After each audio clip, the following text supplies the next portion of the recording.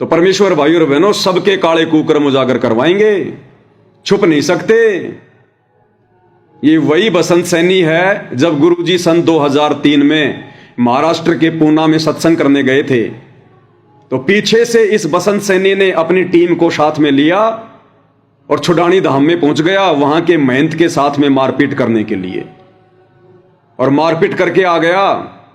और वो मारपीट का मुकदमा बहादुरगढ़ में, झज्जर के बहादुरगढ़ में सतगुरु रामपाल जी पर लगा, जिसका अभी साल 1.5 साल पहले निपटारा हुआ है। ये वही बसंत सैनी है, ये वही बसंत सैनी है जो जयपुर में 2016 के लास्ट में मुझ पवन दास को मारने के लिए अपनी पूरी टीम लेके आया था। ये वही बसंत सैनी है भाई और बहनों। तो भाई ये कुकर्म छुपेंगे कैसे? यहां तो भगवान ने काल के कुकर्मों को उजागर कर दिया, हम 2 कोटि के जीवों के कुकर्म कैसे छुपे रह सकते हैं? तो संगत में जो एक बहुत बड़ा भगत बन के बैठा हुआ है बसंत सैनी, परमात्मा ने इस घटना के माध्यम से पूरे हरियाणा में और पूरे भगत समाज के सामने इसको भी तो नंगा करना है। इसलिए परमात्मा ने इनकी बुद्धि ऑफ कर दी। ये राग द्वेष ईर्ष्या में इतने लाल पीले हो रहे थे, इनकी बुद्धि पे काल सवार। इनको समझ में नहीं आया कि हम कहां पिटाई कर रहे हैं। पेट्रोल पंप पे पिटाई कर रहे हैं, चारों तरफ कैमरे लगे हुए हैं, और मालिक ने वो वीडियो बनवा दिया। उन भगत भाई बहनों के तो चलो ठीक है भाई, कोई कर्म कट गए, होगा कोई पिछले जन्म जन्मांतरों का कोई हिसाब किताब भाई।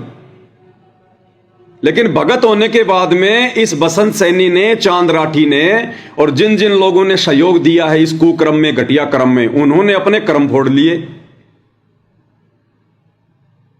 उन्होंने अपने कर्म फोड़ लिए, नए कर्म बना लिए आगे के लिए।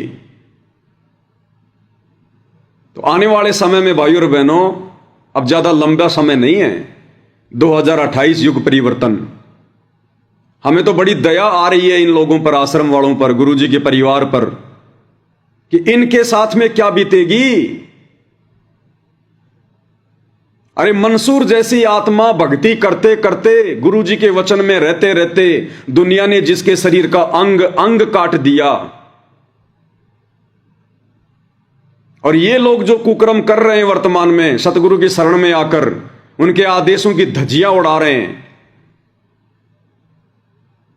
उल्टे आदेश पारित कर रहे हैं कि गुरुजी का आदेश है पवन दास को मारने का, गुरुजी का आदेश है तेरे को मारने का। यानी सतगुरु की निंदा कर रहा है, सतगुरु को झूठा साबित कर रहा है, सतगुरु के विधान को फैल कर रहा है, और अपने ही गुरु भाइयों को मार रहा है। गुरुदेव भगवान कहते हैं एक ब्राह्मण की हत्या 1000 व्यक्तियों की हत्या के बराबर पाप है। ब्राह्मण यानी भगत, इसने तो 2 भक्तों को मारा है। 2000 व्यक्तियों की पिटाई करने जितना पाप इसने अपने सिर पे रख लिया। इस जन्म में मोक्ष नहीं है भाई और बहनों, इस जन्म में मोक्ष नहीं है। उन दोनों भगत भाई बहनों की यह परीक्षा थी कि उनके अंदर वो आधीनी, वो दाशातन आया कि नहीं आया। उनके अंदर से अभी तक वो राग द्वेष ईर्ष्या वाला रोग समाप्त हुआ कि नहीं हुआ।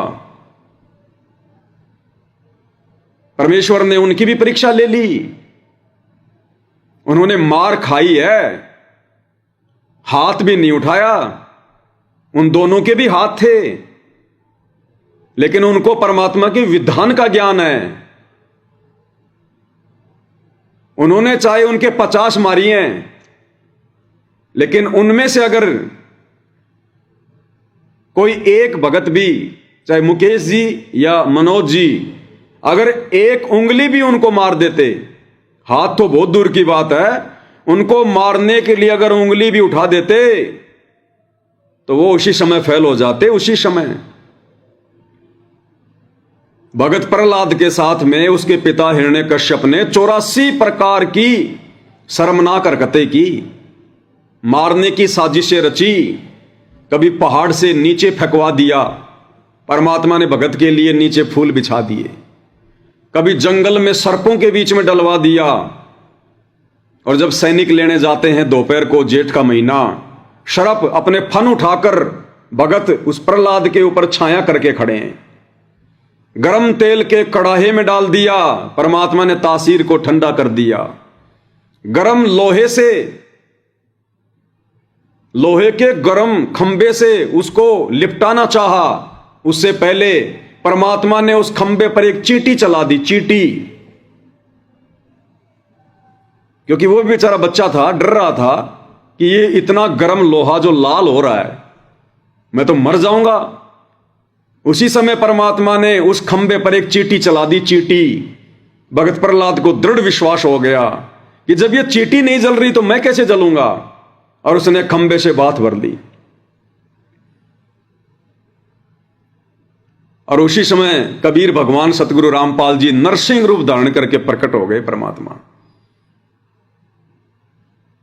और वर्तमान में उन दोनों भाइयों की रक्षा के लिए परमात्मा सूक्ष्म रूप में प्रकट हुए और अपने हाथ आगे कर लिए परमात्मा ने।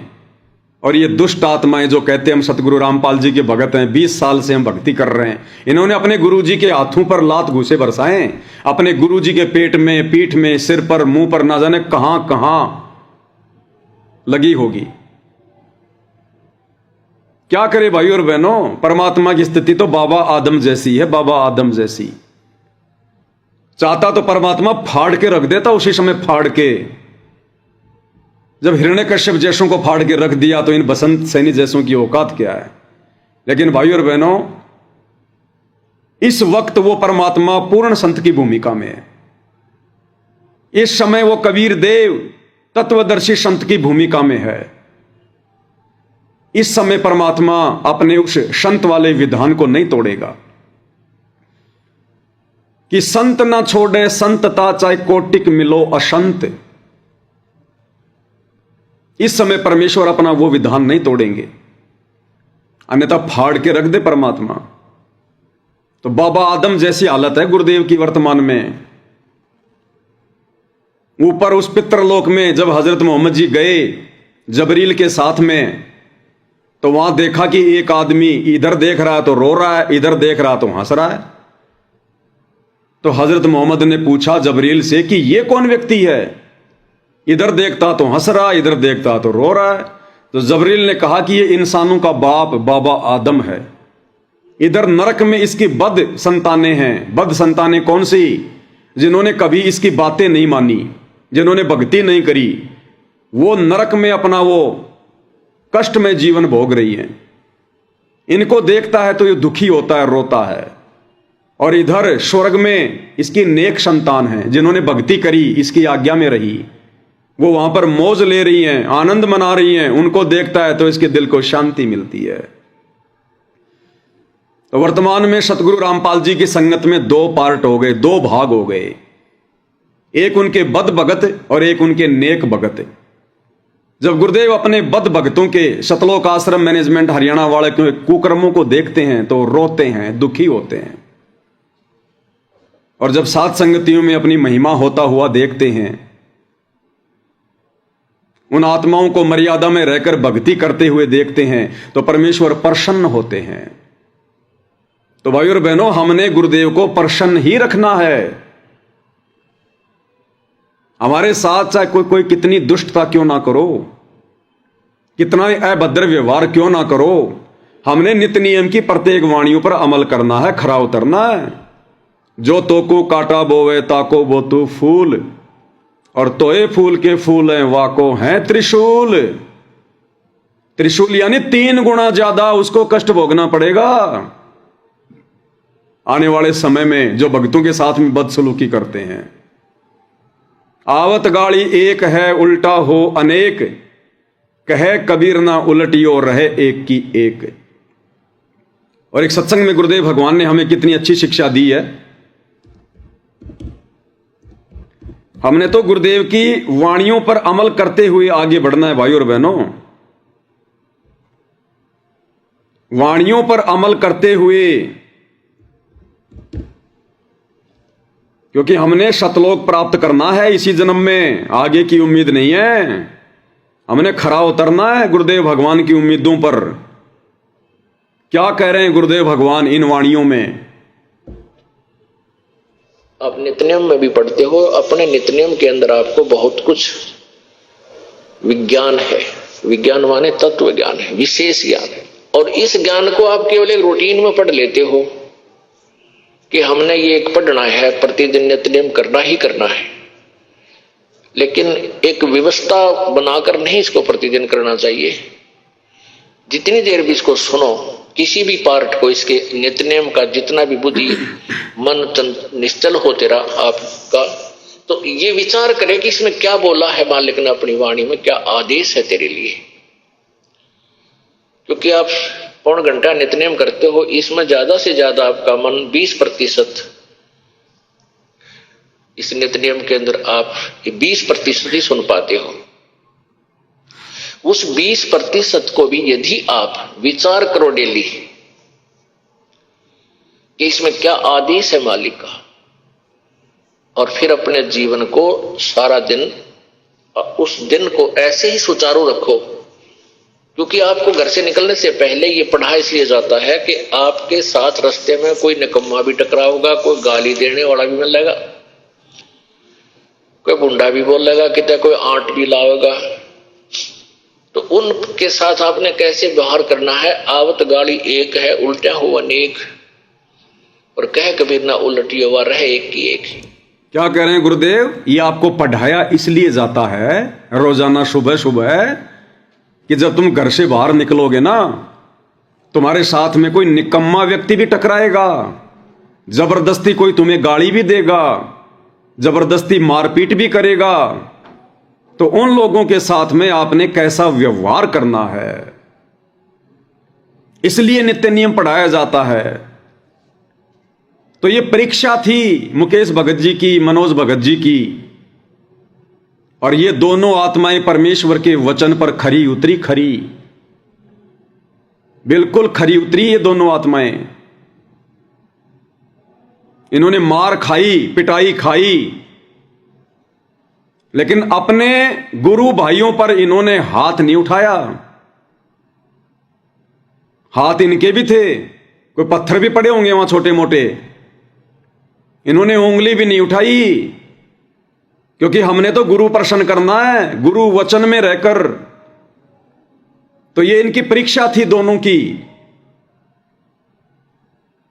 क्योंकि गुरुदेव भगवान कहते हैं यदि आपसे कोई हल्का व्यक्ति भी है, यदि आपसे कोई कमजोर व्यक्ति भी है, और वो भी अगर आपको मार पिटाई कर दे और आप उससे बलवान हो, शक्तिशाली हो, तो भी आपने उसके ऊपर हाथ नहीं उठाना, गाली गलोच नहीं करना, उसको नादान समझ के उसको माफ कर देना है। ये दोनों आत्माएं मार पिटाई खा के निकल गई वहां से। ये इनकी परीक्षा थी। अगर एक ने भी हाथ उठा दिया होता, भाई और बहनों, परमात्मा साथ नहीं देता, फिर परमात्मा बीच बचाव नहीं करता। फिर परमात्मा कह देते कि बेटा तेरा हाथ ही तेरा हथियार है, फिर तुझे मेरी क्या आवश्यकता है। अपना बचाव तो हम करें, लेकिन मारने की दृष्टि से यदि हमने हाथ उठा लिया, उसी समय हम गुरुदेव भगवान की मर्यादाओं से दूर, क्योंकि यह भक्ति मार्ग है, सतलोक जाना है। अगर हाथ उठा दिया, इसका मतलब हमें गुरु जी की भक्ति पर विश्वास नहीं, हमें अपने गुरु पर विश्वास नहीं। तो यहां तो हाथ उठा दोगे, और कल को यह शरीर छोड़कर जब हम त्रिकुटी पर जाएंगे, 14 करोड़ यम के दूत आएंगे, हाथ उठाओगे? कौन सी विधि काम करेगी वहां? सुमरण की विधि या अपने गुरुदेव को पुकारने वाली विधि कि हे बंदी छोड़ सतगुरु रामपाल जी भगवान, हे बंदी छोड़ सतगुरु रामपाल जी भगवान, अपने दास की रक्षा करो। या तो ये विधि, ये तो दूसरे नंबर की विधि है। प्रथम नंबर की विधि है सतनाम का सुमरण। तो ये रिहर्सल चल रही है यहां पर आत्माओं की, जिन जिन को परमेश्वर ने इसी जन्म में सतलोक लेकर जाना है, किसी न किसी बहाने, किसी न किसी कारणवश परमेश्वर उन आत्माओं की परीक्षा लेंगे, उनको आग में डालेंगे। ये सत्सेवक भाई बहन आग में डल रहे हैं, क्योंकि परमेश्वर की वाणी है कि जलाऊं भी, तपाऊं भी और चिमटे से खाल उतारूं, फिर भी जो ले नाम हमारा, यानी फिर भी जो मेरी भक्ति करेगा, कहते हैं उसको पार उतारूं। इन दोनों परमात्मा की आत्माओं ने मार खाई है, पिटाई खाई है, इनकी चिमटे से खाल उतारी गई है। परमेश्वर ने इनको जलाया है, इनको तपाया है, क्योंकि यदि कोई विशेष ऑर्नियामेंट, आभूषण सोने का यदि बनाया जाता है, तो भाई और बहनों सोने को जलाया जाता है, सोने को तपाया जाता है, उसके बाद उसको सांचे में डाला जाता है, फिर जो मर्जी आभूषण उससे बना लो। इन दोनों भाइयों की परीक्षा थी ये। तो एक परीक्षा तो हो गई इनकी, इन्होंने उंगली भी नहीं उठाई, हाथ भी नहीं उठाया, भले जान से मार देते। फिर दूसरी और परीक्षा थी इनकी कि मार पिटाई करके वहां से जाने के बाद उस बसंत सैनी के प्रति इन दोनों के मन में क्या विचार उत्पन्न होंगे। इन दोनों आत्माओं ने बसंत सैनी या आश्रम के किसी भी व्यक्ति के प्रति, या चांदराठी के प्रति, या जितने भी भाई इसको मारने आए थे उनके प्रति, इन दोनों आत्माओं ने तू शब्द का इस्तेमाल भी नहीं किया, तू शब्द का भी। और दास को इन्होंने कहा कि भगत जी वो हमारा भाई है, बसंत सैनी हमारा कोई दुश्मन थोड़ी है, परमात्मा की आत्मा है, हमारा भाई है। उसकी बुद्धि पर काल सवार है, काल उससे ये कुकर्म करवा रहा है, उसके कर्म बिगड़वा रहा है। हमें तो पता है हम कैसे उसके प्रति मन में मन मुटाव रख सकते हैं।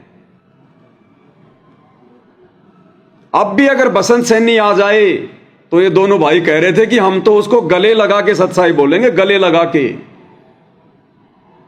और कह रहे थे हमारे मन में, हमारी आत्मा में अगर उस बसंत सैनी के प्रति या जिन जिन लोगों ने हमारी पिटाई की उनके प्रति अगर इतना सा भी द्वेष हो, कोई राग हो, कोई ईर्ष्या हो, तो परमात्मा हम दोनों को जमीन में गाड़ दे, जमीन में।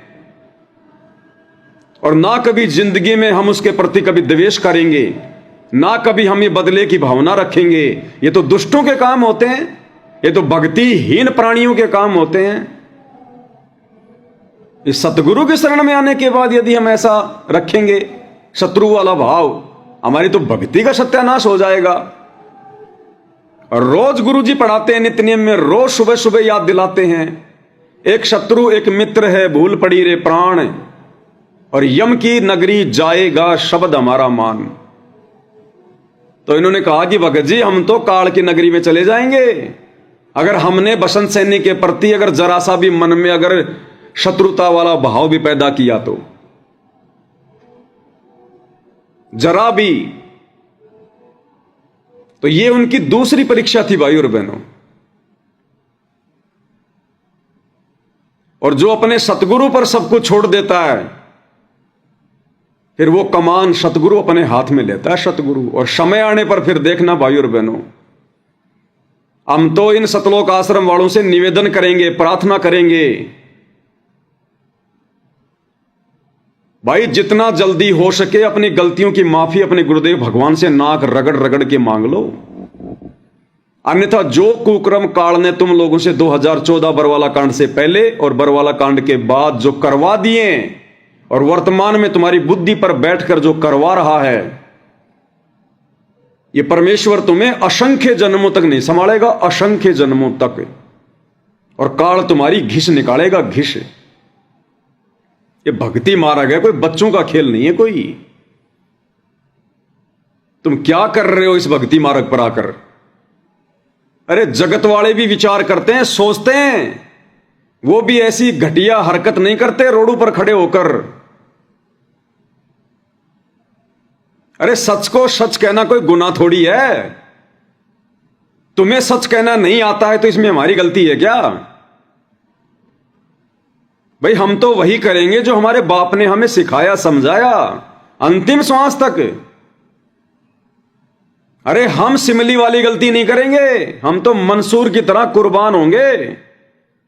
हम सिमली वाली गलती नहीं करेंगे, लोकलाज में आके फूल मार दिया अपने भाई पे, हम नहीं करेंगे भाई वो गलती। हमें तो अपने शरीर का अंग अंग कटवाना मंजूर, लेकिन गुरुदेव ने जो मर्यादा दे दी वो नहीं तोड़ेंगे। जो विधान गुरुदेव ने बता दिया उससे पीछे नहीं हटेंगे।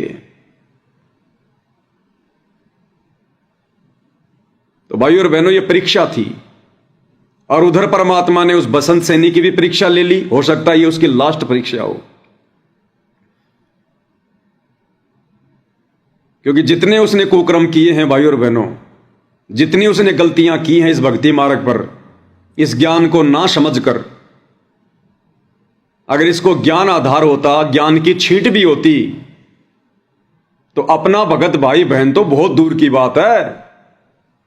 सामान्य इंसान जो भक्ति से दूर हैं उनको पीटना भी बहुत दूर की बात है।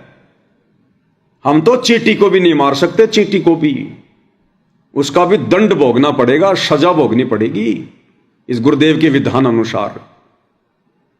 फिर क्यों नित्य नियम पढ़ाया जाता है, क्यों नित्य नियम पढ़ते हैं हम, क्यों फिर हम ये ज्ञान ले रहे हैं, सत्संग सुन रहे हैं।